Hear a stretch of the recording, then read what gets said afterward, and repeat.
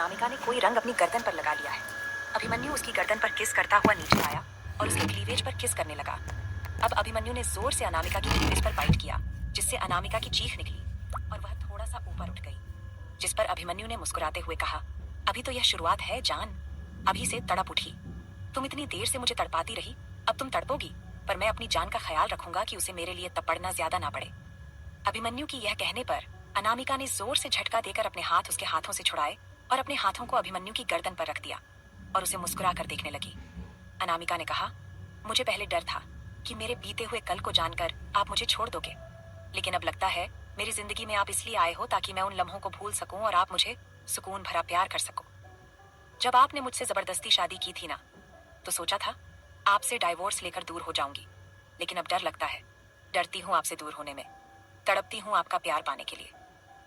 अनामिका मुस्कुराते हुए अपनी नम आंखों से अभिमन्यु के चेहरे को देखते हुए यह सब उससे कह रही थी। अनामिका उसकी गर्दन में अपने हाथ फंसा चुकी थी और अब उसके चेहरे को देखकर मुस्कुरा रही थी, जैसे वो उसकी नहीं, किसी अपने अधूरे ख्वाब की हकीकत हो।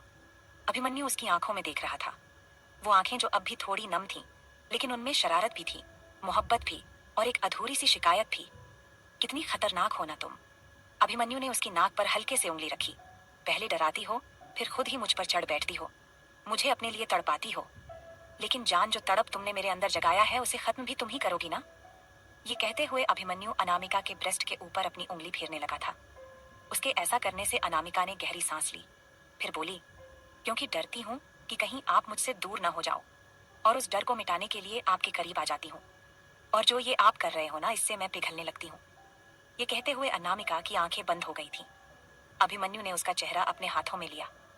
कभी नहीं जाऊंगा दूर, चाहे जितनी भी लड़ाइयां हों, गलतफहमियां हों, या तुम मुझे मार ही क्यों ना दो, मैं फिर भी तुम्हें छोड़ नहीं सकता। अभिमन्यु ने अनामिका के होठों को अपने होठों से छूते हुए कहा। अनामिका उसकी बात पर मुस्कुरा दी, फिर उसके सीने से अपना सिर टिकाते हुए बोली, तो आज वादा करो, सिर्फ मेरे रहोगे, अपनी जंगली बिल्ली से कभी नहीं डरोगे, और चाहे कुछ भी हो जाए, कभी मुझे अकेला महसूस नहीं कराओगे। वादा? अभिमन्यु ने उसके माथे पर एक सॉफ्ट किस करते हुए कहा। कमरे में अब सिर्फ उनके सौंसों की आवाज थी और पास रखे विंड चाइम की धीमी खनक। बाहर बारिश तेज हो चुकी थी, जो समुद्र में बने ग्लास हाउस से बाहर का नजारा देखना बहुत खूबसूरत लग रहा था, लेकिन अभी बाहर बारिश का नजारा देखने कौन जाता। अंदर तो उन दोनों के जिस्म में आग तूफान बन रही थी। अचानक अनामिका की उंगली अभिमन्यु के सीने पर फिसली और वह हंसते हुए बोली, अब मेहनत शुरू करें, ताकि हमारा बेटा या बेटी कौन आएगा वो डिसाइड हो सके। अनामिका नॉटी स्माइल के साथ अभिमन्यु को उकसा रही थी। शुरू तो बहुत पहले हो चुका है, अभिमन्यु ने आंख मारते हुए कहा, अब तो बस पूरी रात मेहनत करनी है, फिर चाहे सुबह हो या फिर रात। ये कहते हुए अभिमन्यु ने अपने होंठ अनामिका के होठों पर रख दिया और उसे किस करना स्टार्ट कर दिया। एयरपोर्ट पर समीरा और नमन दोनों ही पहुंच चुके थे और लंदन की फ्लाइट की उनकी नाम की अनाउंसमेंट भी हो रही थी, क्योंकि दोनों लेट हो चुके थे एयरपोर्ट पहुंचने में। नमन भुला नहीं था कि समीरा प्रेग्नेंट है, इसलिए वह सेफली समीरा को लेकर फ्लाइट की तरफ बढ़ रहा था। नमन ने अभी समीरा का हाथ पकड़ा हुआ था और उसे केयरफुली लेकर आगे बढ़ रहा था, और समीरा बस अपने हाथों को नमन के थामे हुए हाथों में देख रही थी। उसे यह समझ नहीं आ रहा था कि उसने अभी तक नमन को रोक क्यों नहीं दिया, उसका हाथ पकड़ने से और उसके हाथ से अपने हाथ को छुड़ाया क्यों नहीं। कुछ देर में दोनों फ्लाइट में बैठ चुके थे। नमन ने समीरा का ख्याल करते हुए फर्स्ट क्लास की टिकट बुक की थी, जहां केबिन अवेलेबल थी, और दोनों ही अभी केबिन में बैठे थे। समीरा को वोमिट टाइप लग रहा था, क्योंकि उसे ऊंचाई से डर लगता था। उसके चेहरे पर बेचैनी देखकर नमन ने उससे पूछा, क्या हुआ, तुम्हें कोई प्रॉब्लम है? तो समीरा ने उसकी तरफ देखते हुए कहा, मुझे ऊंचाई से डर लगता है, इसलिए मैं कहीं भी जाने के लिए फ्लाइट यूज नहीं करती, मैं ट्रेन या फिर बाय रोड से जाती हूँ। तभी नमन ने हैरान होते हुए उससे पूछा, लेकिन तुम्हें कई बार ऑफिस के काम से बाहर भेजा गया है, तो तुम फ्लाइट एडजस्ट कैसे करती थी? तो समीरा ने कहा, डर लगता था, लेकिन क्या करूं, वैसे ही जाती थी। वोमिट होता था तो नींबू वगैरह रख लेती थी, ताकि वह वोमिट लगे तो नींबू लीक करने पर वोमिट ठीक हो जाए, पर आपसे यह कह नहीं पाई। समीरा ने अभी नमन को यह बताया ही था कि तभी फ्लाइट टेक ऑफ होने का अनाउंसमेंट हुआ। यह सुनकर समीरा की सांसें फूल गईं और उसने कस के अपने हाथों की मुट्ठी बना ली ताकि वह खुद को रिलैक्स कर सके। लेकिन जैसे ही फ्लाइट टेक ऑफ के लिए रनवे पर दौड़ी, समीरा की धड़कनें बढ़ने लगीं और उसे बेचैनी होने लगी। उसे इस तरह देखकर नमन ने समीरा की सीट बेल्ट खोली और उसे खींचकर अपने गोद में बैठा लिया। उसके चेहरे को अपने सीने में छुपाते हुए उसने उससे कहा, मैं यही हूँ, कुछ नहीं होगा, मुझे कस के पकड़ लो। समीरा ने अपने हाथ उसके कमर के चारों तरफ लपेट लिए और अपनी आंखें बंद करके नमन की सीने में अपना चेहरा छुपा लिया। नमन भी प्यार से उसके बालों को सहला रहा था ताकि समीरा को कोई प्रॉब्लम ना हो। लेकिन जैसे ही फ्लाइट टेक ऑफ हुई, समीरा ने कस के नमन के हाथ को पकड़ लिया, जिससे समीरा के नाखून उसके हाथ में गड़ने लगे थे। नमन ने देखा कि समीरा के हाथ की नाखून उसकी स्किन पर लग रही थी, लेकिन उसने समीरा से कुछ कहा नहीं, बल्कि वह अभी भी समीरा के बालों को प्यार से सहला रहा था ताकि वह रिलैक्स हो सके। कुछ देर बाद जब एयरप्लेन हवा में उड़ रहा था, तब जाकर समीरा ने अपनी भारी सांसों को रिलैक्स किया। तभी नमन ने प्यार से अपने होठों को उसके माथे पर रखते हुए कहा, समीरा, अब ठीक हो? आंखें खोलो। भूख लगी है या कुछ पीना है? नींबू पानी तुम्हारे लिए बोल दूं एयर होस्टेस को लाने के लिए? तुम्हें अच्छा लगेगा। नमन ये सब समीरा को बेचैन देखकर कह रहा था, लेकिन अभी भी नमन का चेहरा समीरा के चेहरे के बहुत करीब था, जिससे जैसे ही समीरा ने अपनी आंखें खोली, उसकी नजरें नमन की नजरों से जा मिली और दोनों का चेहरा इतना करीब था कि समीरा को ऐसा लगा जैसे कि बस अभी नमन उसे किस करने वाला है। वहीं दूसरी तरफ इंडिया में अभी दोपहर के 2 बजे थे और अनुराग, अभिमन्यु, नमन और रोहित के ऑफिस में अवेलेबल न होने की वजह से सारे काम उसे ही करने पड़ रहे थे और अभी भी उसे बहुत सारे फाइल्स रीड करने थे और साइन करनी थी। अनुराग एक साथ इतना कुछ हैंडल कर रहा था, जिसकी वजह से वह पूरी तरह से परेशान हो गया था और थक चुका था, क्योंकि कई दिन से अभिमन्यु और रोहित ऑफिस में नहीं थे, जिनका काम नमन और अनुराग दोनों मिलकर हैंडल कर रहे थे। लेकिन कल रात अभिमन्यु की कॉल आने से नमन को भी लंदन जाना पड़ा, जिसकी वजह से आज अनुराग पूरी तरह से अकेला हो गया था और उसे सारा काम करना पड़ रहा था। अभी अनुराग अपने केबिन में बैठा कोई फाइल पढ़ रहा था, जिसे उसे जल्दी सबमिट करना था ताकि उस प्रोजेक्ट पर काम शुरू हो सके। तभी उसकी टेबल पर रखा इंटरकॉम बजने लगा। उसने फाइल से ध्यान हटाकर रिसीवर उठाया और कहा, हेलो। दूसरी तरफ से जेनिफर की आवाज आई, हेलो सर, आपसे मिलने कोई कश्ती नाम की लेडी आई है और उनके साथ एक बच्ची भी है। अनुराग ने जैसे ही सुना कि उससे मिलने कोई कश्ती नाम की लेडी आई है और उसके साथ एक बच्ची भी है, वह झटके से अपनी चेयर से उठकर खड़ा हो गया और उसने कहा, तुमने उनके साथ कोई मिसबिहेव तो नहीं किया ना? तुम उन्हें रिस्पेक्टली वहां रुकने के लिए बोलो, मैं अभी आ रहा हूँ। इतना कहकर अनुराग ने इंटरकॉम रिसीवर रखा और तुरंत केबिन से बाहर निकल गया। वह लिफ्ट में जाकर तुरंत नीचे जाने लगा। वहीं नीचे जेनिफर ने रिस्पेक्टफुली कहा, मैम आप थोड़ा वेट कीजिए, सर अभी आ रहे हैं। कश्ती ने भी हाँ में सिर हिलाया और वह पूरे ऑफिस को देखने लगी। 5 मिनट में ही अनुराग वहां आ गया और जैसे ही अनुराग वहां आया, कश्ती के साथ आई बच्ची, जो कि एंजल थी, वो भागकर उसके पास गई और बोली, पापा। पापा कहते ही सीधे उसकी गोद में चढ़ गई। जितने भी स्टाफ वहां काम कर रहे थे, वे सभी अनुराग और एंजल को देखने लगे, क्योंकि किसी को भी नहीं पता था कि अनुराग मैरिड है और उसकी एक 7 साल की बेटी भी है। और अब यहाँ उसकी बेटी को देखकर सभी हैरान थे और साथ में एक लेडी भी थी। इसका मतलब वह अनुराग की वाइफ थी। अनुराग ने एंजल को अच्छे से गोद में लिया और उसके गाल को चूमते हुए बोला, बेटा आप यहाँ पर, क्या हो गया? तभी अनुराग की नजर सामने खड़ी पिंक नेट की साड़ी पहने कश्ती पर गई, जो उस साड़ी में बहुत खूबसूरत लग रही थी। अनुराग ने उसे ऊपर से लेकर नीचे तक देखते हुए पूछा, तुम दोनों यहाँ, कोई प्रॉब्लम हुई है क्या? तो कश्ती मुस्कुराते हुए आगे बढ़ी और बोली, नहीं, कोई प्रॉब्लम नहीं हुई है। एंजल कह रही थी कि उसे पापा के पास जाना है तो मैं उसे ले आई, आप बिजी थे। अनुराग ने कश्ती का हाथ पकड़ा और कहा, केबिन में चलकर बात करते हैं। कश्ती अपना हाथ देख रही थी। अनुराग कश्ती और एंजल को लेकर वहां से जा चुका था और बाकी के स्टाफ बस गॉसिप करना शुरू कर चुके थे। एक स्टाफ ने कहा, यार अनुराग सर की शादी हो गई है, हमें तो इस बारे में पता ही नहीं था। उनकी 7 साल की बेटी है, कितनी प्यारी है ना वह। तभी दूसरी लड़की ने कहा, उनकी वाइफ को देखा, वह भी कितनी ब्यूटीफुल है यार। सच में क्या मस्त जोड़ी है अनुराग सर और उनकी वाइफ की, और तभी तो इतनी प्यारी बेटी हुई है। तभी तीसरे ने कहा, लेकिन आज तक किसी को पता नहीं चला कि अनुराग सर मैरिड है, उनकी एक बेटी है। कभी उन्होंने जाहिर ही नहीं किया और आज तक किसी पार्टी या फंक्शन में भी वह अपनी फैमिली को लेकर नहीं आए, और आज अचानक उनकी वाइफ ऑफिस आई उनकी बेटी को लेकर। और तुम लोगों ने देखा, अनुराग सर उन्हें देखकर कितना खुश हो गए थे। वह अपनी बेटी से कितना प्यार कर रहे थे और कितने प्यार से अपनी वाइफ का हाथ पकड़कर उन्हें केबिन में लेकर गए। शी इज लकी वन जिसे अनुराग सर मिले। अनुराग सर भी लकी हैं कि इतनी खूबसूरत वाइफ उन्हें मिली। अनुराग, कश्ती और एंजल आज के इंपॉर्टेंट टॉपिक बन गए थे ऑफिस में, जिन पर तरह तरह की गॉसिप हो रही थी। वहीं अनुराग के केबिन में अनुराग, कश्ती और एंजल तीनों केबिन में आ चुके थे। एंजल उसकी गोद से उतरकर पूरी केबिन में घूम रही थी और कश्ती उसे देखकर मुस्कुरा रही थी और अनुराग प्यार से कश्ती को देख रहा था। तभी एंजल लड़खड़ाकर गिरने को हुई और अनुराग और कश्ती दोनों भागकर गए उसे संभालने के लिए। दोनों ने उसे पकड़ लिया, लेकिन वे दोनों भी एक दूसरे को पकड़ चुके थे। अभी सीन ऐसा था कि अनुराग की बाहों में एंजल और कश्ती दोनों थे। अनुराग का हाथ कश्ती की कमर पर था, जो कि खुला हुआ था। अनुराग कश्ती को देख रहा था और कश्ती अनुराग को। तभी कश्ती ने अनुराग का हाथ अपनी कमर से हटाया और एंजल से बोली, बेटा आप इस तरह से क्यों भाग रहे हो? गिर जाओगे ना तो चोट लग जाएगी और दर्द होगा ना, फिर भागो नहीं, चलो उठो। कश्ती को इस तरह से एंजल की फिक्र करते हुए और डांटते हुए देखकर अनुराग को अपने दिल में बहुत अच्छा फील हो रहा था। वहीं एंजल को भी बहुत अच्छा लग रहा था, क्योंकि इतने सालों तक अकेले रहने के बाद अब उसे एक माँ का प्यार और डांट सब मिल रहा था। तभी एंजल ने कश्ती की गालों पर किस करते हुए कहा, aunty, you are so sweet. आप कितनी अच्छी हो, मुझे डांट रहे हो। उसकी बात सुनकर हंसते हुए कश्ती बोली, एंजल बेबी, मैं आपको डांट रही हूँ और आप ये कह रहे हो कि मैं सो स्वीट हूँ। तभी एंजल ने उससे कहा, आपको पता है, ये डांट सुनने के लिए भी मैं तरस गई थी मामा से। आप मेरी मामा बन जाओ। एंजल के यह कहते ही अनुराग और कश्ती दोनों उसे देखने लगे। फिर कश्ती ने इस टॉपिक को वहीं छोड़ते हुए एंजल को फर्श से उठाया और कहा, अच्छा, तुम पापा के लिए लंच लेकर आई हो ना, तो पापा को खिलाना नहीं है लंच। कश्ती ने एंजल की बात को बदल दिया था, लेकिन उसने काटा नहीं था और न ही इनकार किया था अनुराग से शादी करने वाली बात को लेकर। अनुराग को उसी में बहुत अच्छा लगा, क्योंकि अभी एक हफ्ते से अनुराग, कश्ती और एंजल एक साथ रह रहे थे, एक फैमिली की तरह। और अनुराग को कश्ती का एंजल का ध्यान रखना बहुत अच्छा लग रहा था। अनुराग ने एंजल को गोद में उठाया और उससे पूछा, आप मेरे लिए लंच लेकर आई हो, तो अपने हाथों से पापा को खिला दो। कश्ती भी उठी और सोफे पर आकर बैठी। उसने लंच निकालकर प्लेट पर सर्व किया।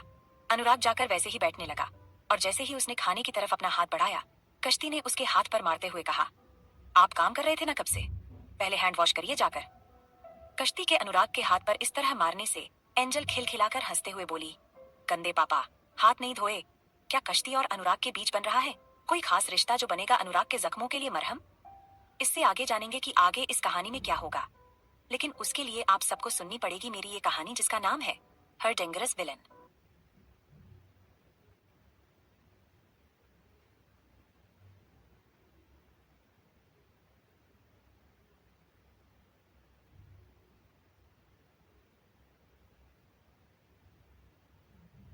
कश्ती के अनुराग के हाथ पर यह मारने से एंजल खिलखिलाकर हंसते हुए बोली, गंदे पापा, हाथ नहीं धोए। अनुराग ने एंजल की नाक दबाते हुए कहा, अच्छा बेटा, तो आंटी के आने के बाद पापा की शिकायत हो रही है, अभी आता हूँ, बताऊंगा तुम्हें। यह कहकर अनुराग वहां से चला गया हाथ धोने के लिए और उसके पीछे एंजल और कश्ती दोनों हंसने लगीं। यह हंसी अनुराग को सुनाई दे रही थी, लेकिन यह हंसी उसके दिल को भी खुशियों से भर रही थी। 5 मिनट बाद अनुराग वापस आया और वह सोफे पर बैठकर सर्व किए हुए खाने को देखने लगा। उसमें सारी डिशेज उसके और एंजल की पसंद की थीं, जैसे फ्राइड राइस, पनीर की सब्जी, नान, पूरी, मखाने की खीर। अनुराग ने पहले फ्राइड राइस को सब्जी के साथ मिक्स किया और एंजल की तरफ हाथ बढ़ाया उसे खिलाने के लिए। एंजल ने भी मुंह खोलकर खा लिया और अनुराग ने वैसे ही दूसरा निवाला बनाया और कश्ती की तरफ बढ़ा दिया। कश्ती हैरानी से उसे देख रही थी और अनुराग उसे इस उम्मीद से देख रहा था कि क्या वह उसके हाथों से खाएगी। तभी कश्ती ने अपना मुंह खोला और अनुराग के हाथ को पकड़कर उसने वह निवाला खा लिया। इसके बाद अनुराग को बहुत अच्छा लगा। अनुराग ने तीनों को उसने खुद खाया, एंजल को खिलाया और अपने हाथों से कश्ती को भी खिलाया।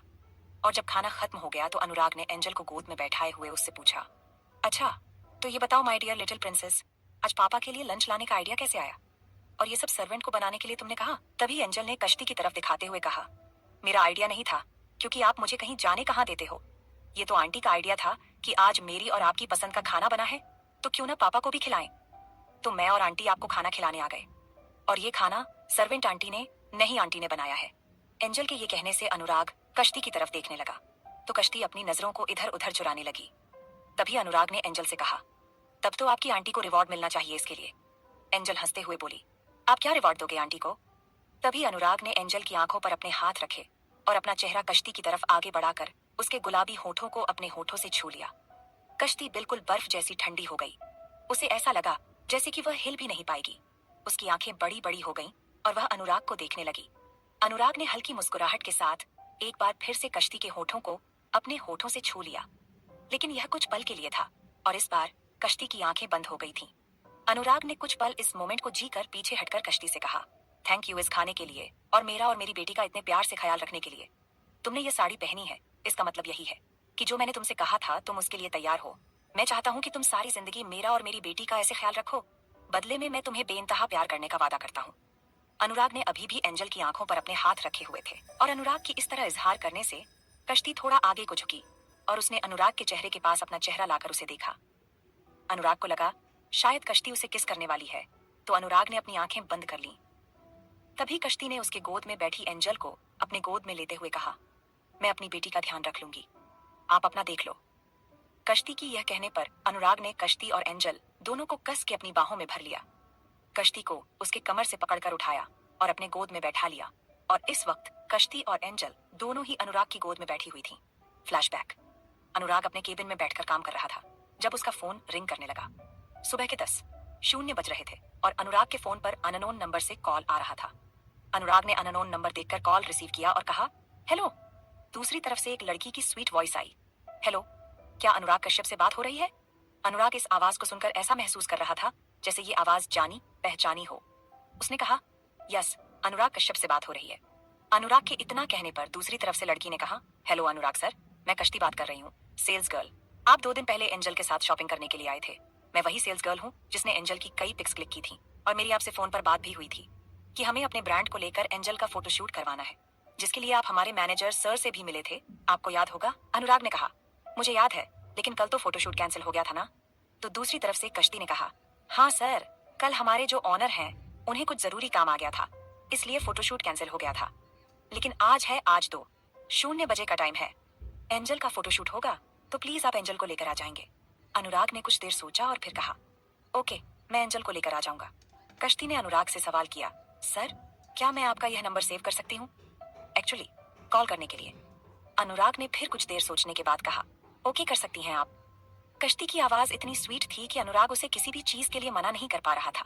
और जाने क्यों, उसे कश्ती से बात करने में एक अलग ही फीलिंग आ रही थी। कॉल कट हो गया और अनुराग अपने फोन को घुमाने लगा। फिर उसने खुद भी कश्ती का नंबर सेव किया और वह अपने केबिन में अपने काम के लिए फाइल्स पढ़ने लगा, क्योंकि उसे उन फाइल्स में कुछ नोट्स डाउन करने थे। करीब दोपहर के 1 बजे उसे अचानक याद आया कि उसे एंजल को लेकर फोटोशूट के लिए जाना है। तो अनुराग ने अपना फोन उठाया और घर फोन किया। फोन रिसीव होने पर अनुराग ने सर्वेंट से कहा, आप एंजल को रेडी कर दो, कुछ देर में मैं उसे लेने आ रहा हूँ। अनुराग ने इतना कहकर कॉल कट किया और सर्वेंट ने अनुराग के कहने के अकॉर्डिंग एंजल को रेडी कर दिया। करीब 1:30 बजे तक अनुराग अपने घर पहुंचा और एंजल उसे पूरी तरह रेडी मिली। वह उसे लेकर फोटोशूट के लिए स्टूडियो चला गया। वहां पहुंचते ही कश्ती उनका इंतजार करती हुई मिली। जैसे ही कश्ती को एंजल ने देखा, वह तुरंत दौड़कर जाकर कश्ती के सीने से लग गई और कश्ती भी उसे एक माँ की तरह तुरंत गोद में उठाकर उसके गाल पर चूमते हुए बोली, Angel baby, how are you? कैसे हो? एंजल भी मुस्कुराते हुए बोली, कश्ती आंटी, मैं ठीक हूँ, आप कैसे हो? एंजल मुस्कुरा रही थी और एंजल के मुस्कुराने से अनुराग को बहुत सुकून मिल रहा था। वह यही तो चाहता था कि उसकी बेटी हमेशा मुस्कुराती रहे। तभी अनुराग कश्ती के पास आया और बोला, मैं सोच रहा था कि फोटोशूट जल्दी खत्म हो जाए तो अच्छा रहेगा, क्योंकि मुझे ऑफिस भी जाना है वापस। तभी कश्ती ने कहा, हाँ सर, सेटअप रेडी है, बस एंजल की ड्रेस चेंज करने के बाद फोटोशूट स्टार्ट हो जाएगा।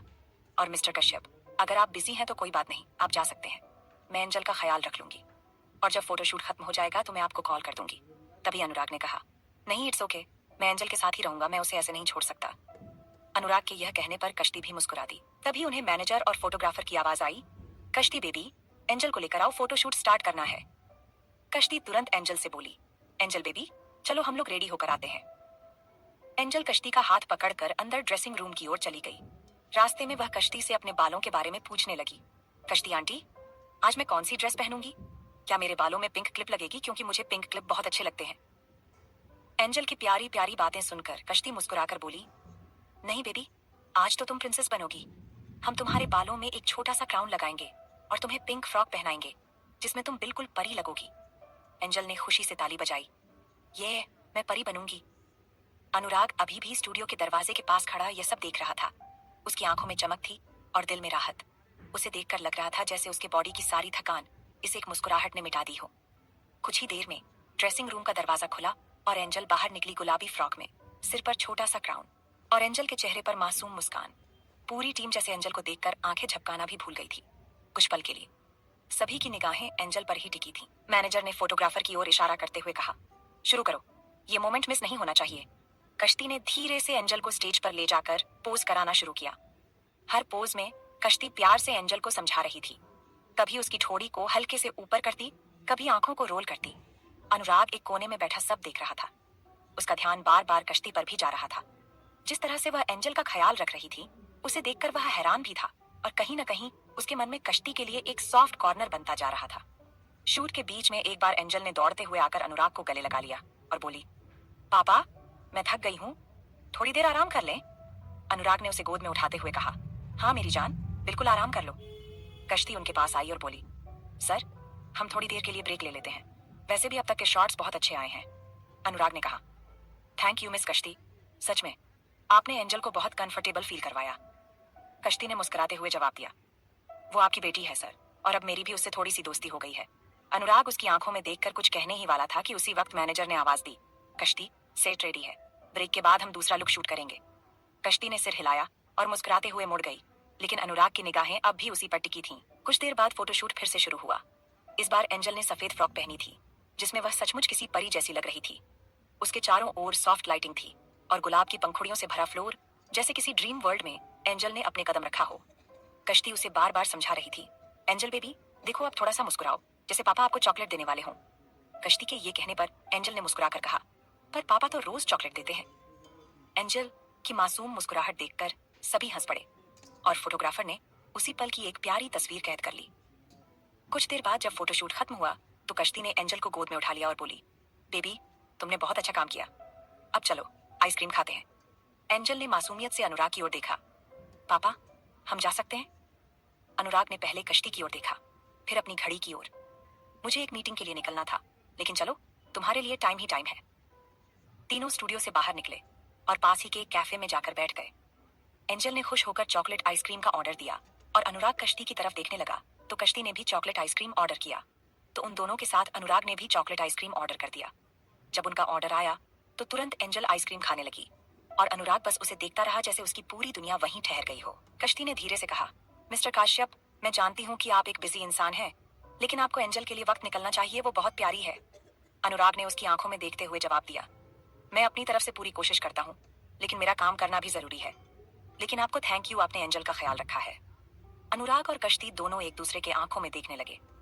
कुछ सेकंड के लिए दोनों के बीच एक खामोशी छा गई, लेकिन वो खामोशी बेअल्फाज नहीं थी, क्योंकि उनकी आंखें बातें कर रही थीं। जब कश्ती से अनुराग की नजरों की तपिश बर्दाश्त नहीं हुई तो उसने अपनी नजरें झुका लीं। मिस्टर कश्यप, एक फेवर कर सकते हैं क्या आप? अनुराग ने कश्ती की आंखों में उसी तरह देखते हुए अपना सिर हाँ में हिलाया तो कश्ती बोली, क्या मैं एंजल से कभी कभी मिल सकती हूँ? वो बहुत स्पेशल है। अनुराग ने बिना देर किए कहा, कश्ती आपको मेरी इजाजत की जरूरत नहीं है। एंजल को आपने जिस तरह प्यार दिया है, आप उससे कभी भी मिल सकती हैं। अनुराग की इस बात पर कश्ती की आंखों में हल्की सी नमी आ गई। उसने तुरंत मुंह फेर लिया ताकि अनुराग उसकी आंखों में आई नमी को देख न सके, मगर अनुराग देख चुका था और शायद अब वह दिल से महसूस भी करने लगा था। फोटोशूट खत्म होने के बाद जब आइसक्रीम पार्लर में ये सारी बातें हुई और कश्ती की आंखों में अनुराग ने नमी देखी तो उसे बिल्कुल अच्छा नहीं लगा। उसने आगे बढ़कर कश्ती के चेहरे को थामकर उसके आंसू साफ करते हुए उससे कहा, इस बात के लिए रोने की जरूरत नहीं है। जैसे कि आपने कहा कि एंजल आपकी फ्रेंड बन गई है, तो एक फ्रेंड से मिलने के लिए दूसरे फ्रेंड को किसी से इजाजत लेने की जरूरत नहीं है। आप जब चाहे उससे मिल सकती हैं। जाने क्या कश्ती के दिल में आया, वह आगे बढ़कर अनुराग के सीने से लग गई। उसने बहुत कसकर अनुराग को पकड़ लिया था और अनुराग ने भी उसे उसकी कमर से पकड़ लिया था। दोनों कुछ देर एक दूसरे की बाहों में जैसे थम से गए थे। तभी जल्दी से कश्ती अनुराग से दूर हुई और बोली, sorry mister Kashyap, I am really sorry. Actually मुझे वह फोटोशूट खत्म हो गया है तो मुझे घर जाना चाहिए। कश्ती और अनुराग से रिलेटेड कुछ फ्लैशबैक सीन चलेंगे जो आप लोगों को आगे पढ़ने को मिलेगा। उसके बाद फिर बाकी कैरेक्टर के कंटिन्यू होंगे प्रेजेंट में। इससे आगे जानेंगे कि आगे इस कहानी में क्या होगा, लेकिन उसके लिए आप सबको सुननी पड़ेगी मेरी ये कहानी जिसका नाम है हर डेंजरस विलन।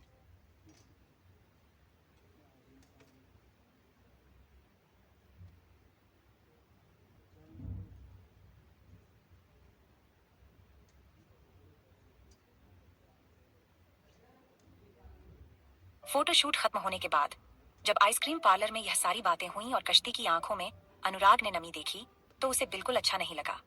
उसने आगे बढ़कर कश्ती के चेहरे को थामकर उसके आंसू साफ करते हुए उससे कहा, इस बात के लिए रोने की जरूरत नहीं है।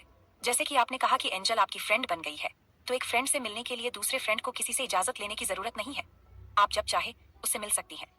जाने क्या कश्ती के दिल में आया, वह आगे बढ़कर अनुराग के सीने से लग गई। उसने बहुत कसकर अनुराग को पकड़ लिया था और अनुराग ने भी उसे उसकी कमर से पकड़ लिया था। दोनों कुछ देर एक दूसरे की बाहों में जैसे थम से गए थे। तभी जल्दी से कश्ती अनुराग से दूर हुई और बोली, sorry mister Kashyap, I am really sorry. Actually मुझे वह फोटोशूट खत्म हो गया है तो मुझे घर जाना चाहिए। फिर वह एंजल की तरफ मुड़ी और उसकी गालों पर किस करते हुए बोली, Angel baby, you are so sweet and you are my best friend. अब मुझे घर जाना चाहिए बेबी, आप पापा के साथ एंजॉय करो आइसक्रीम और अपना और पापा का ख्याल रखना, ओके? कश्ती घर जा रही है। ये सुनने के बाद एंजल ने अपनी आइसक्रीम लगे होठों से कश्ती के गाल को चूम लिया। जिस पर कश्ती हंसते हुए टिश्यू पेपर से पहले एंजल के होठों को साफ की और फिर अपने गाल को साफ करके उसके गाल और माथे को चूमकर उठकर वहां से चली गई। कश्ती के जाने के कुछ देर तक अनुराग उसे ही देखता रहा। जिस तरह से कश्ती आइसक्रीम पार्लर से निकल कर गई थी, उसके बाद अनुराग ने एंजल से कहा, बेबी अब घर चलें, आपकी आइसक्रीम खत्म हो गई है। तो वैसे भी आज मेरा बेबी बहुत ज्यादा थक गया है ना। एंजल अनुराग की बाहों में लीन होते हुए बोली, हाँ डैडा, बहुत थक गया आपका बेबी, अब घर जाकर रेस्ट करेगा। अनुराग ने एंजल को अपनी गोद में उठाया और उससे कहा, हाँ हाँ, क्यों नहीं, मेरा बेबी रेस्ट करेगा घर जाकर। चलो अब चलते हैं। अनुराग और एंजल भी आइसक्रीम पार्लर से निकलकर घर चले गए। वहीं कश्ती, जो अभी रास्ते में ऑटो में थी, उसे बार बार एंजल याद आ रही थी और एंजल को याद कर उसके होठों पर मुस्कुराहट आ रही थी। अनुराग एंजल को घर लेकर आया। जब तक वह सो चुकी थी तो अनुराग ने एंजल के कपड़े चेंज करवाए और उसे कमरे में ले जाकर सुला दिया। अभी रात के 8:00 बज रहे थे। तभी अनुराग का फोन बजा और उसे एक इम्पोर्टेंट मीटिंग के लिए बुलाया गया। अनुराग ने एंजल की तरफ देखा और वह जाना नहीं चाहता था, लेकिन अब उसे यह मीटिंग हैंडल करनी थी क्योंकि फाइनेंशियल डिपार्टमेंट की सारी मीटिंग्स अनुराग ही हैंडल करता था। अनुराग, रोहित और नमन, इन तीनों को डिपार्टमेंट हैंडओवर किया जा चुका था। अनुराग ने एंजल की तरफ देखा और गुस्से से कहा, क्या यार, ये लोग दिन में नहीं कर सकते थे क्या मीटिंग? अभी जाना पड़ेगा मुझे। फिर अनुराग कमरे से बाहर निकला। उसने एक फीमेल सर्वेंट को बुलाकर एंजल का ध्यान रखने के लिए कहा और वह कार की चाबी लेकर निकल गया। जैसे ही अनुराग बंगले के बाहर आया तो उसने देखा बारिश शुरू हो गई है। ये देखकर उसका दिमाग और खराब हो गया था, लेकिन बेचारा क्या करता, उसे अब मीटिंग के लिए जाना ही था। इसलिए वो कार में बैठा कार स्टार्ट किया और बंगले से बाहर निकल गया। अनुराग को मीटिंग में लगभग 2 से ढाई घंटे लग चुके थे और वह पूरी तरह से इरिटेट हो चुका था क्योंकि यह मीटिंग जैसा उसने सोचा था वैसा बिल्कुल भी नहीं हुआ। पूरी तरह से बकवास मीटिंग हुई थी, जिसकी वजह से वह ज्यादा इरिटेट हो चुका था और अब बड़बड़ाते हुए घर जा रहा था। दिमाग खराब है क्या इन लोगों का? मैं क्या ऐसे बकवास मीटिंग्स हैंडल करूं? उन्होंने क्या फालतू मीटिंग के लिए मुझे बुलाया था? ऐसी मीटिंग तो वो खुद भी हैंडल कर सकते थे। अपना तो टाइम वेस्ट किया ही, मेरा भी टाइम वेस्ट कर दिया। मेरा बेबी अगर उठ गया होगा तो। ये सब बड़बड़ाते हुए अनुराग अपनी कार ड्राइव करते हुए आगे बढ़ रहा था, लेकिन तभी उसकी नजर सड़क पर अकेली खड़ी एक लड़की पर गई, जिसे देखकर अनुराग यह सोचने लगा कि जो लड़की शाम के 6:00 घर जाने को निकली हो, वह रात के 10:30 तक रोड पर क्या कर रही है। अनुराग ने जाकर एकदम से उस लड़की के आगे अपनी कार रोक दी और अपना सिर बाहर निकालकर उससे बोला, कश्ती, तुम इतनी रात को यहाँ क्या कर रही हो? हाँ, ये लड़की कोई और नहीं, कश्ती थी और वह बारिश होने की वजह से पूरी तरह से भीग चुकी थी। अभी बारिश की हल्की बूंदाबांदी हो रही थी। अनुराग के सवाल को सुनकर भी कश्ती ने कुछ कहा नहीं और वो आगे बढ़ने लगी। तो अनुराग जल्दी से ड्राइविंग सीट से बाहर निकला और कश्ती के पास गया। कश्ती की आंखों में आंसू थे और उसकी हालत भी सही नहीं लग रही थी, जैसे कि उसे मारा गया हो। उसके हाथों पर, चेहरे पर, गर्दन पर जख्मों के निशान थे। कश्ती की यह हालत देखकर अनुराग घबरा गया और उसने कहा, कश्ती, ये सब क्या है? क्या हुआ है आपको? क्या किसी ने आपके साथ मिसबिहेव किया है? कश्ती, कश्ती, क्या हुआ है? बोलो। अनुराग कश्ती के कंधे को पकड़कर उससे पूछ रहा था, लेकिन अनुराग को कश्ती के कंधे को पकड़ने से यह महसूस हुआ कि कश्ती का पूरा बदन बुखार की वजह से जल रहा है। उसके बदन पर चोटों के निशान हैं। बुखार से पूरा बदन जल रहा है। कश्ती रो रही है। अनुराग को कुछ भी समझ नहीं आ रहा था, लेकिन देखते ही देखते कश्ती उसकी बाहों में झूल गई। कश्ती बेहोश हो चुकी थी। अनुराग अपनी बाहों में कश्ती को बेहोश होते हुए देखकर अनुराग और घबरा गया। उसने जल्दी से कश्ती को अपनी गोद में उठाया और उसे पैसेंजर सीट पर बैठाकर सीट बेल्ट लगाई। फिर खुद भाग कर आकर ड्राइविंग सीट पर बैठा और उसने कार स्टार्ट की और आगे दौड़ा दी। कार में अनुराग बार बार कश्ती के सर को छूकर देख रहा था कि कश्ती ठीक तो है। अनुराग ने जल्दी से डॉक्टर को कॉल किया और डॉक्टर के कॉल रिसीव करने पर डॉक्टर से कहा, डॉक्टर, जल्दी से घर आइए, आपकी जरूरत है। इतना कहकर अनुराग ने बिना डॉक्टर की कोई बात सुने कॉल डिस्कनेक्ट कर दिया। उसे अभी कश्ती की बहुत फिक्र हो रही थी। वह कश्ती को हॉस्पिटल भी लेकर जा सकता था, लेकिन उसने सोचा कि क्या पता यह घरेलू हिंसा का केस हो या कुछ और। इसलिए उसने पहले कश्ती को अपने घर ले जाने का सोचा और वहीं पर उसका ट्रीटमेंट करवाने का भी, ताकि वह कश्ती से सही से बात कर सके और जान सके कि आखिर कश्ती के साथ क्या हुआ है।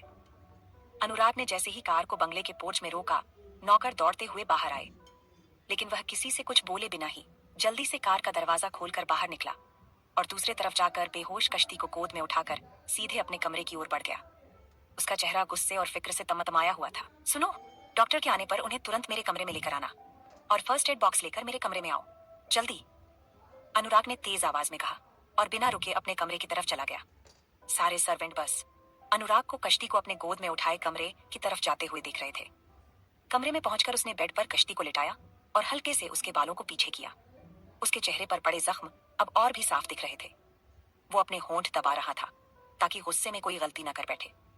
कुछ ही देर में डॉक्टर वहां आ गई और बिना अनुराग से कुछ कहे उन्होंने कश्ती का ट्रीटमेंट शुरू किया। अनुराग ने उसे सारी रिपोर्ट्स तैयार रखने को कहा और खुद अपने रूम से बाहर निकल गया। उसने जल्दी से अपने मोबाइल से एक नाम डायल किया, राघव। हेलो राघव, अभी के अभी मुझे पता चाहिए कि कश्ती आज शाम के बाद कहाँ गई थी, किससे मिली थी और उसकी ये हालत किसने की है। हर डिटेल चाहिए मुझे 1 घंटे में। उसकी आवाज में गुस्सा साफ सुनाई दे रहा था। फोन रखकर वह फिर से कमरे में लौटा जहां कश्ती अब भी होश में नहीं आई थी। उसके माथे पर गीले कपड़े से पट्टियां रखी जा रही थीं। बुखार 103 था। अनुराग वहीं बैठ गया और कश्ती का हाथ अपने हाथों में लेकर बुदबुदाने लगा। कौन है वो लोग जिन्होंने तुम्हें इस हालत में पहुंचा दिया कश्ती? मुझे जब तक वो लोग मेरे सामने नहीं आ जाते मैं चैन से नहीं बैठूंगा। करीब 1 घंटे बाद डॉक्टर ने रिपोर्ट देखकर कहा, ये मारपीट के घाव हैं मिस्टर अनुराग, और मानसिक आघात भी गहरा है। हो सकता है कि इन्हें किसी ने बहुत बुरी तरह से प्रताड़ित किया हो। हमें इनका पूरा ध्यान रखना होगा।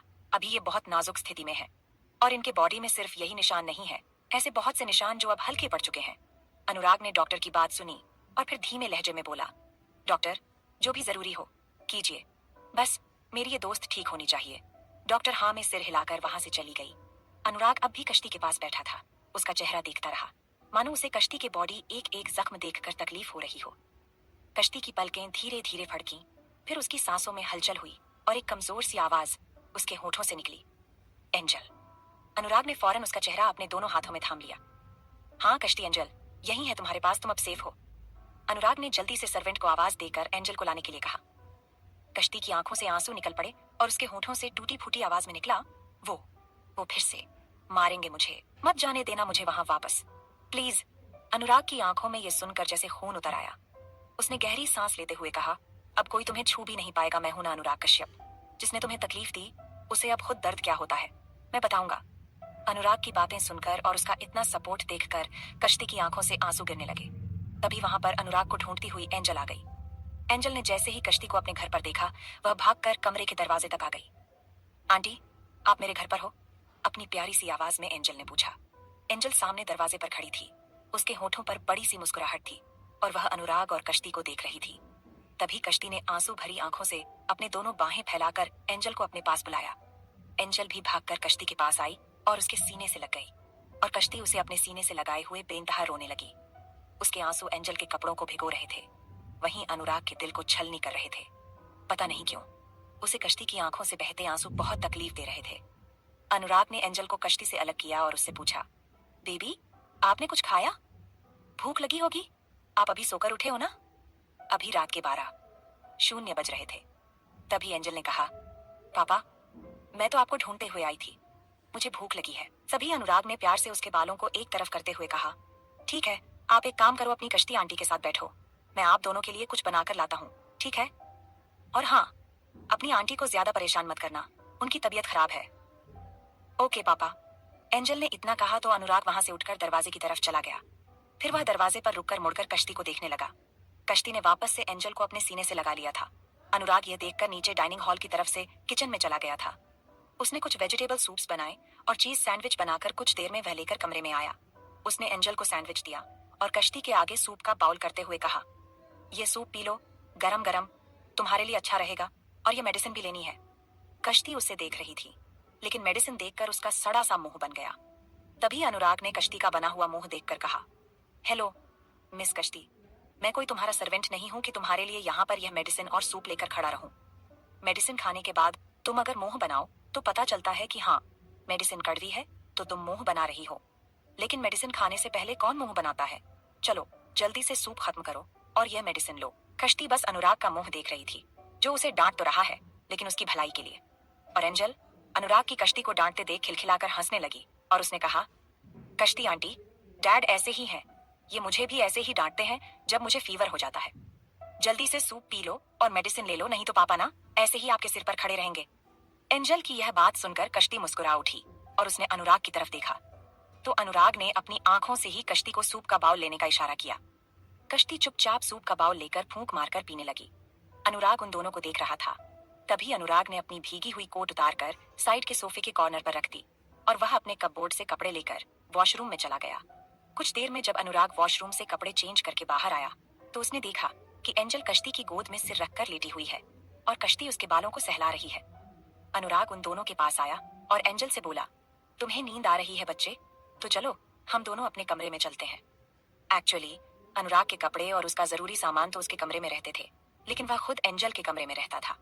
तो एंजल ने कहा, पापा मैं आंटी के साथ रहूं? आप चले जाओ मेरे कमरे में, नहीं तो आप भी मेरे साथ यहीं रहो। एंजल जल्दी से कश्ती की गोद से उठी और उसने कश्ती को लिटा दिया और फिर उसके पास वह खुद लेट गई और अनुराग का हाथ पकड़कर उसे भी लेटने के लिए कहने लगी। अनुराग थोड़ा हिचकिचा रहा था कि ऐसे कैसे वह कश्ती के बगल में लेट सकता है, लेकिन अभी तक कश्ती ने कुछ नहीं कहा था और ना ही अनुराग को उसकी तरफ से कोई इनकार मिला था। इससे आगे जानेंगे कि आगे इस कहानी में क्या होगा, लेकिन उसके लिए आप सबको सुननी पड़ेगी मेरी ये कहानी, जिसका नाम है हर डेंजरस विलन।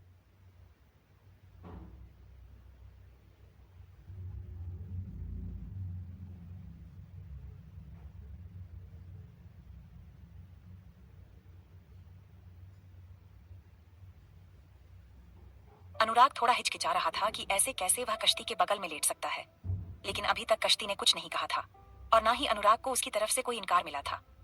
कश्ती उसके तरफ ही देख रही थी। तभी अनुराग साइड में लेटते हुए एंजल से बोला, अच्छा तो तुम्हें हमारे बीच में सोना है? एंजल मुस्कुराते हुए हाँ में सिर हिलाकर बोली, मैंने ना टीवी शो में देखा था, बच्चे हमेशा अपने मम्मी पापा के बीच में सोते हैं, मैं भी आप दोनों के बीच में सोऊंगी। यह कहते हुए एंजल का चेहरा थोड़ा सा उतर गया था, तो कश्ती ने उसे अपने करीब करते हुए कहा, आप सो जाओ बेटा। एंजल कश्ती और अनुराग के बीच में लेटी हुई थी और एंजल कश्ती से अपने बारे में सारी बातें कह रही थी और कश्ती उसकी बातें सुनकर मुस्कुरा रही थी। वहीं अनुराग अपनी कोहनी के बल सर को टिककर कश्ती और एंजल को देख रहा था। ये मोमेंट एक फैमिली मोमेंट लग रहा था, जैसे कि कश्ती उसकी वाइफ है और एंजल उन दोनों की बेटी। वे तीनों एक फैमिली की तरह यह पल एंजॉय कर रहे थे, जैसे कि उनकी बेटी अपनी सारी बातें अपनी माँ से शेयर कर रही है और वह दोनों माँ बेटी को देखकर मुस्कुरा रहा है। जैसे ही यह ख्याल अनुराग के जहन में आया, वह उठकर बेड पर बैठ गया। तभी एंजल ने उसे उठकर बैठते हुए देखकर पूछा, पापा आपको क्या हुआ, आप उठ क्यों गए? तभी अनुराग ने कहा, बेबी आप आंटी के साथ सो जाओ, मुझे थोड़ा सा काम है, मैं स्टडी रूम से आता हूँ। इतना कहकर बिना रुके अनुराग वहां से चला गया। कश्ती बस उसकी जाती हुई पीठ को देख रही थी। एंजल वापस से कश्ती के पास लेट गई और वह कश्ती को अपनी सारी बातें बताने लगी। कश्ती भी मुस्कुराकर उसकी सारी बातें सुन रही थी। उसे अभी यह पल बहुत सुकून भरा महसूस हो रहा था। कश्ती ने एंजल के बालों को सहलाते हुए उससे कहा, एंजल बच्चे रात बहुत हो गई है, आप सो जाओ। तभी एंजल उसके पास हुई और उसे लिपटकर उसकी हाथों पर अपना सिर रखते हुए बोली, आप सुला दो ना आंटी। कश्ती भी प्यार से उसे थपकी देते हुए सुलाने लगी। एंजल कुछ ही देर में कश्ती की ममता भरी छांव के नीचे सुकून भरी नींद सो गई। वहीं यह पल अनुराग अपने स्टडी रूम में बैठा देख रहा था। उसके आगे उसका लैपटॉप ओपन था और उसके कमरे का सीसीटीवी फुटेज चल रहा था, जिसमें कश्ती प्यार से एंजल को थपकी दे रही थी और फिर उसके माथे को बार बार चूम रही थी। यह करते हुए अनुराग ने देखा कि कश्ती की आंखों से आंसू गिरकर एंजल की गालों पर बह रहे हैं। कुछ ही देर में कश्ती की आंखें भी नींद से भारी होने की वजह से बंद हो गईं और वह सो गई। अनुराग कुछ देर उन दोनों को देखता रहा। उसे ऐसा महसूस हो रहा था जैसे कि दोनों माँ बेटी हों। दोनों के बीच में अजनबियों जैसा कोई रिश्ता नहीं था तो माँ बेटी का बॉन्ड। अनुराग ने लैपटॉप बंद किया और वह उठकर वापस कमरे में चला गया। इस बार बिना कुछ कहे वह बेड पर एंजल के बगल में लेट गया। उसने धीरे से अपनी उंगलियां कश्ती की उंगलियों में फंसा दी और वह कश्ती और एंजल के साथ बेड पर लेटा हुआ उन्हें प्यार से देख रहा था। अचानक अनुराग आगे उठकर उसने एंजल के माथे पर किस किया, फिर कश्ती के माथे पर किस कर अपनी जगह पर वापस लेट गया। अब जैसे अनुराग के दिल को सुकून मिला हो।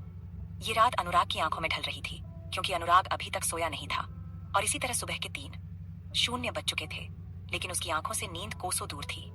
तभी एंजल नींद भरी आंखों से अनुराग की तरफ देखते हुए बोली, पापा मैं आपके ऊपर सोऊंगी। अनुराग मुस्कुराया और बोला, आ जाओ मेरा बच्चा। एंजल उठकर अनुराग के ऊपर आ गई।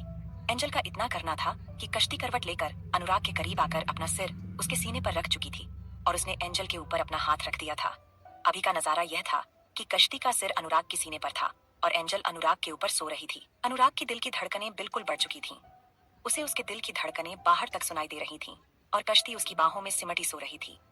उसने उस पल को याद किया जब वह अपनी वाइफ के साथ था।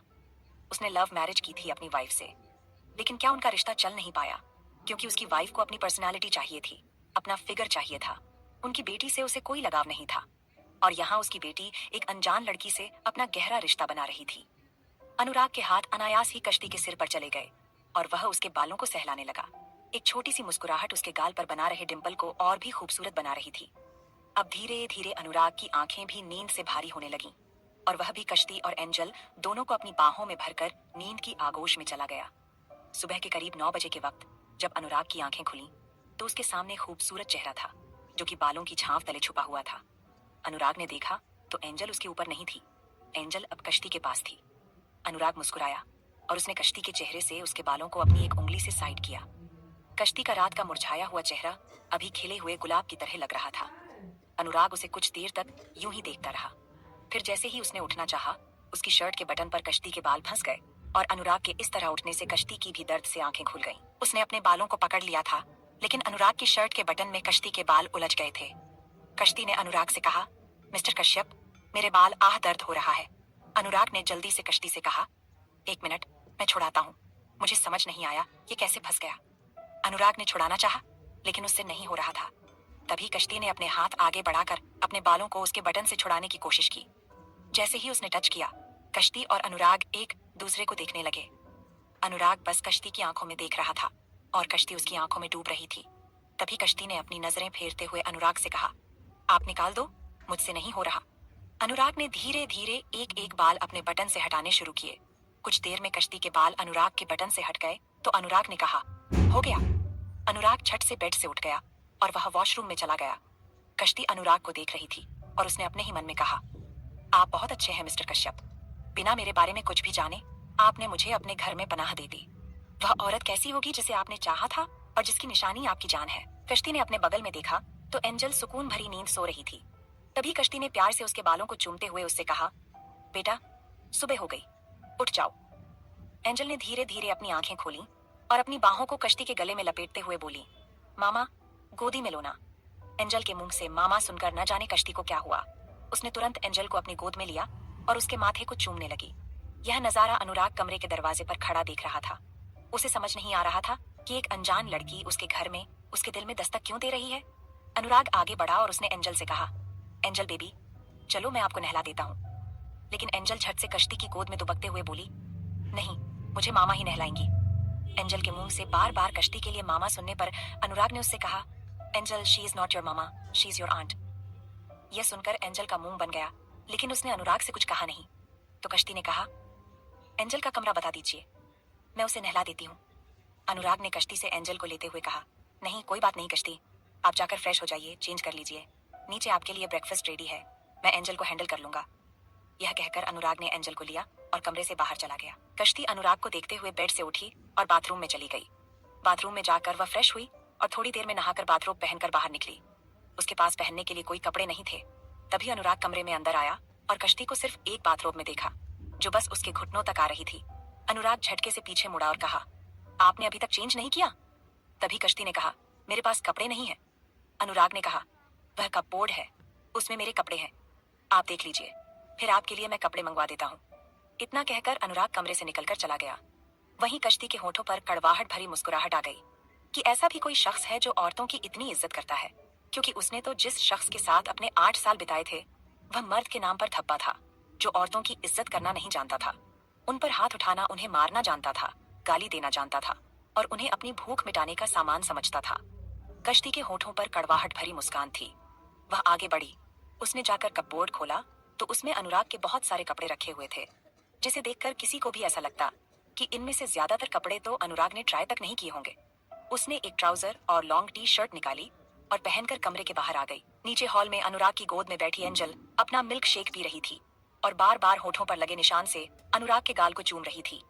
यह नजारा देखकर कश्ती सीढ़ियों पर ही रुक गई, क्योंकि जिस हैप्पी फैमिली का सपना कश्ती ने देखा था वह उसे अनुराग और एंजल के रूप में नजर आ रही थी।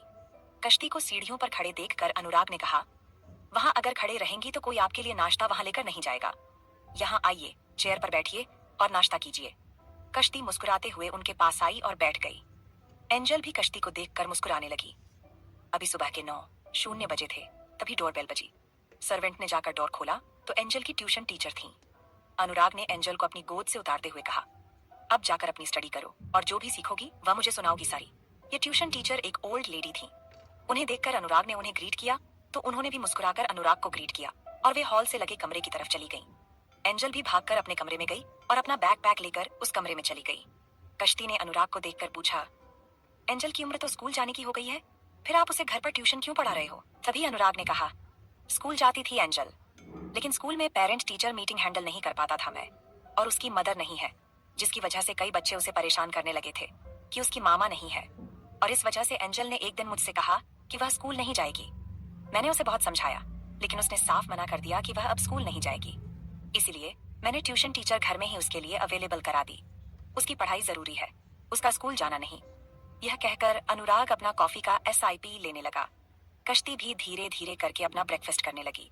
कुछ देर में जब कश्ती का ब्रेकफास्ट खत्म हो गया तो अनुराग ने उससे कहा, तो मिस कश्ती, अब आप बताएंगी कि आप इतनी रात गए वहां सड़क पर अकेली क्या कर रही थी, और आपकी बॉडी पर ये चोटों के निशान कैसे आए?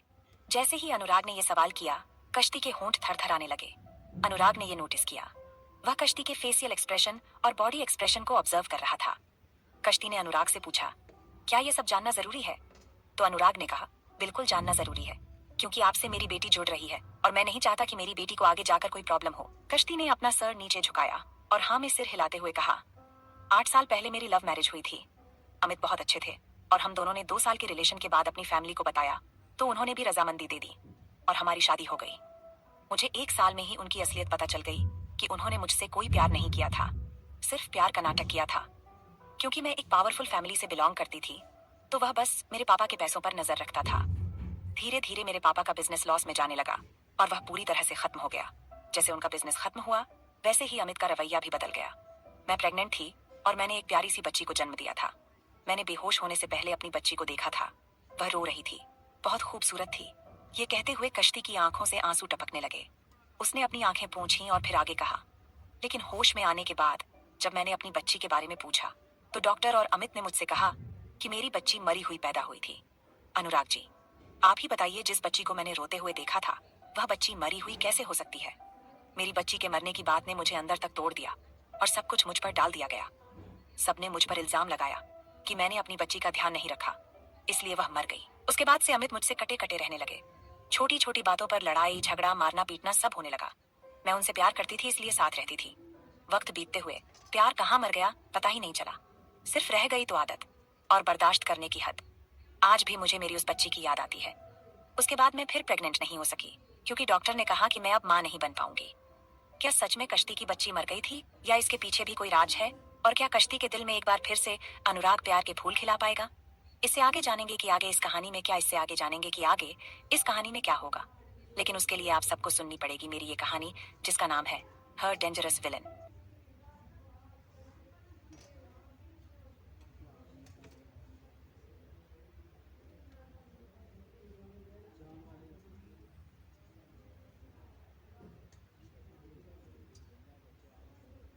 अमित मुझसे कटे कटे रहने लगे। छोटी छोटी बातों पर लड़ाई झगड़ा मारना पीटना सब होने लगा। मैं उनसे प्यार करती थी इसलिए साथ रहती थी। वक्त बीतते हुए प्यार कहाँ मर गया पता ही नहीं चला। सिर्फ रह गई तो आदत और बर्दाश्त करने की हद। आज भी मुझे मेरी उस बच्ची की याद आती है। उसके बाद मैं फिर प्रेग्नेंट नहीं हो सकी क्योंकि डॉक्टर ने कहा कि मैं अब मां नहीं बन पाऊंगी। अब तो वह हर चीज में हाथ उठाते हैं। कल भी जब मैं एंजेल के साथ आइसक्रीम पार्लर में आइसक्रीम खाकर घर गई तो उन्होंने मुझे इसीलिए मारा क्योंकि उन्होंने मुझे आपके और एंजेल के साथ देखा था। अमित को लगता है कि मेरा आपके साथ एक्स्ट्रा मैरिटल अफेयर है और एंजेल मेरी और आपकी बेटी है। अमित के सामने आप ज्यादा पावरफुल हैं, इसलिए वह आपसे कुछ नहीं कहेगा। लेकिन जो उसका मुझ पर हक है, क्योंकि मैं उसकी वाइफ हूँ, वह उसी हक का इस्तेमाल करता है मुझ पर हाथ उठाने के लिए। आपको पता है अनुराग, जो जख्म जिस्म पर लगते हैं वह उतना दर्द नहीं देते जितना दिल पर लगे जख्म दर्द देते हैं। आपको और एंजेल को साथ में देख करना जाने क्यों मुझे बहुत अच्छा लगता है। लेकिन जब अमित और अपने रिश्ते के बारे में सोचती हूँ तो लगता है कि काश मैं उससे कभी प्यार न करती तो ना मैं अपनी बच्ची खोती और ना ही ये दिन मेरी जिंदगी में आता कि पाक चरित्र के होने के बाद भी मुझ पर तवायफों वाला इल्जाम लगाया जा रहा है। कश्ती की आंखों में नमी थी। उसने अपनी इंडेक्स फिंगर से अपने आंसुओं को अपनी उंगलियों पर लिया और अंगूठे की मदद से उन्हें झड़कते हुए एक कड़वाहट भरी मुस्कान उसके होठों पर छा गई। अनुराग उसके चेहरे को गौर से देख रहा था। खूबसूरत तो बहुत थी, लेकिन दर्द भी कम नहीं था उसकी जिंदगी में। उसके होठों के पास जो तिल था वह उसे और खूबसूरत बना रहा था। तभी अनुराग ने कश्ती से कहा, जब इतनी ही प्रॉब्लम है उस शादी में, जब तुम्हारा हस्बैंड तुम्हारे साथ इतनी बदसलूकी करता है तो तुम उसके साथ क्यों रहती हो? छोड़ दो उसे, डाइवोर्स दे दो उसे, उस पर मॉलेस्टेशन का केस कर दो। जब वह कई साल सलाखों के अंदर रहेगा तब उसे अक्ल आएगी। कश्ती ने अपनी नजर उठाकर अनुराग को देखा और एक बार फिर से वही कड़वाहट भरी मुस्कुराहट उसके चेहरे पर छा गई। और उसने कहा, कैसे डाइवोर्स दे दूं, कैसे उसे आजाद छोड़ दूं, मेरी बच्ची कहाँ है ये सिर्फ उसे पता है, इसलिए उसके साथ रहना मेरी मजबूरी है। मुझे बस मेरी बच्ची चाहिए। जिस दिन मुझे मेरी बच्ची मिल गई उसी दिन मैं उसके मुंह पर लात मारकर उसे छोड़ दूंगी। जब कश्ती ने ये अल्फाज इस्तेमाल किए कि उसकी बच्ची मिलने के बाद वह अपने हस्बैंड के मुंह पर लात मारकर उसे छोड़ देगी, तो अनुराग के होठों पर भी एक खतरनाक स्माइल आ गई और उसने कहा, मैं तुम्हारी हेल्प करूंगा तुम्हारी बच्ची को ढूंढने में। अनुराग के यह कहते ही कश्ती उसका चेहरा देखने लगी। अनुराग भी उसे ही देख रहा था। दोनों की नजरें एक दूसरे में उलझ रही थीं। अभी अनुराग या कश्ती एक दूसरे की आंखों में और डूबते उससे पहले ही वहां सर्वेंट आ गई और उसने अनुराग के सामने रिस्पेक्टफुली अपने सर को झुकाते हुए कहा, सर, आपका फोन बज रहा था। उसने अनुराग की तरफ उसका फोन बढ़ा दिया। अनुराग ने देखा तो सर्वेंट के हाथ में उसका फोन था। उसने देखा कि कोई इंपॉर्टेंट कॉल आ रही थी। मिस्टर गुप्ता करके नाम लिखा हुआ था। अनुराग ने जल्दी से सर्वेंट के हाथ से फोन लिया और कॉल रिसीव किया और कहा, oh I am sorry mister Gupta, मेरा फोन कमरे में था और मैं डाइनिंग हॉल में बैठा हुआ था, बस इसी वजह से आपका कॉल मिस हो गया। बोलिए, क्या बात है। तभी दूसरी तरफ से मिस्टर गुप्ता ने कहा, कोई नहीं मिस्टर कश्यप, मैं ये कह रहा था कि आज की जो मीटिंग थी वह कैंसिल हो गई है क्योंकि क्लाइंट आज नहीं आ पा रहे हैं, तो क्या ये मीटिंग कल 10 बजे रख लें। अनुराग ने कश्ती की तरफ देखा और कहा, या श्योर, कल 10 बजे मीटिंग करते हैं।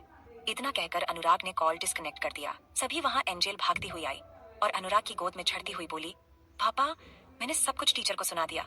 टीचर ने मुझे गुड गर्ल कहा। अरे वाह, मेरे बेबी ने सब कुछ सुना दिया। टीचर ने गुड गर्ल कहा। बहुत अच्छे, ऐसे ही आप पढ़ाई करो।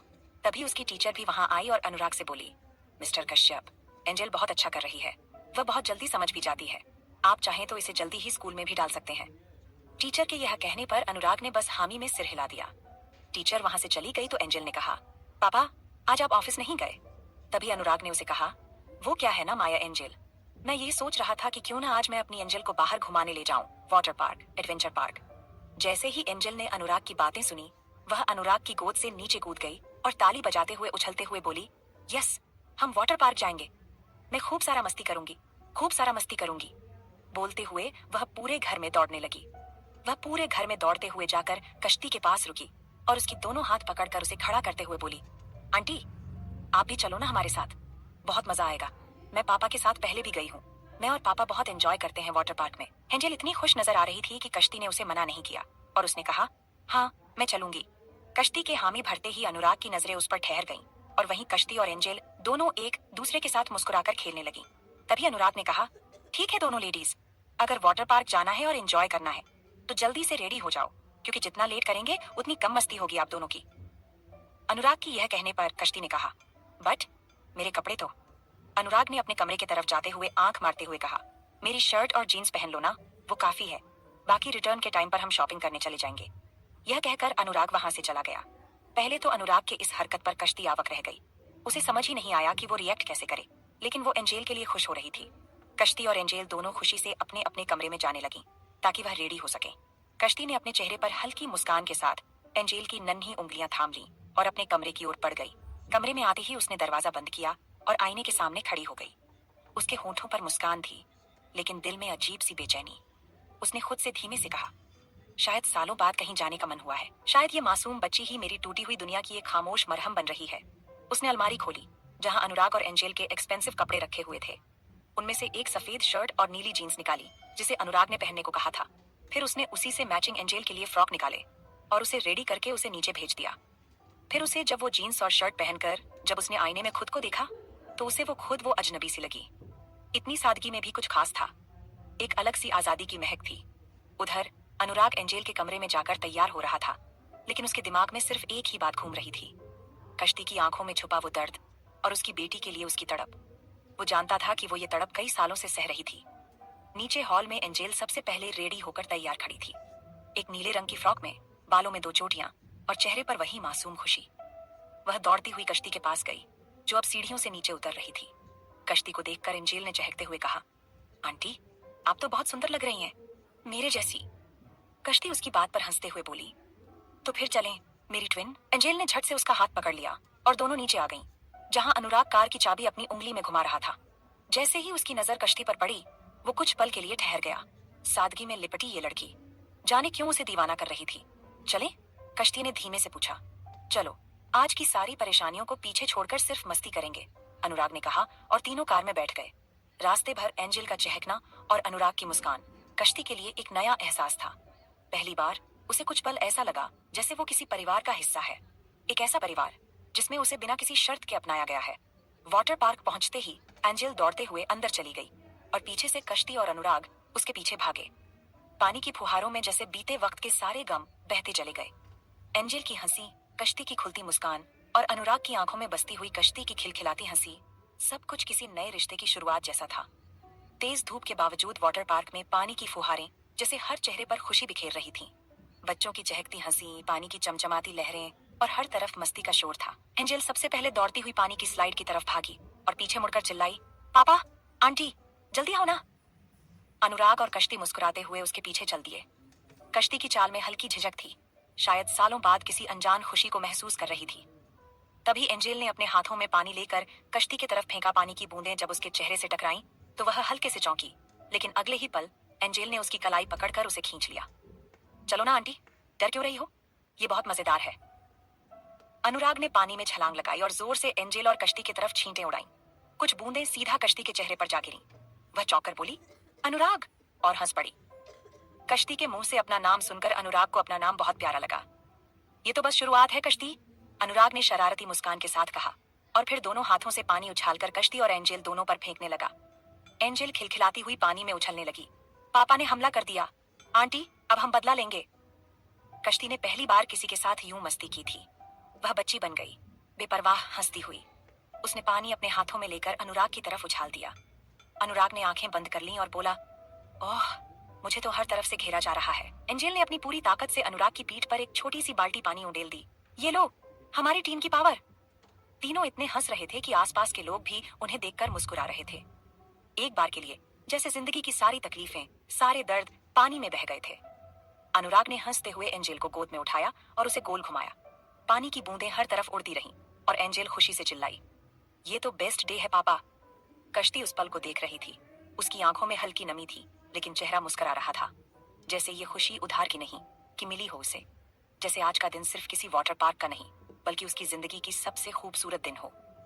वाटर पार्क में इतनी देर मस्ती करने के बाद अब एंजेल को भूख लगने लगी थी, तो एंजेल ने कश्ती का हाथ पकड़कर हिलाते हुए कहा, भूख लगी है आंटी, चलो ना कुछ खाएंगे। अब जब भूख लगी थी एंजेल को, तो कश्ती ने भी अनुराग से कहा, मिस्टर कश्यप, बहुत मस्ती हो गई, अब चलिए थोड़ी देर बैठते हैं और कुछ खा लेते हैं।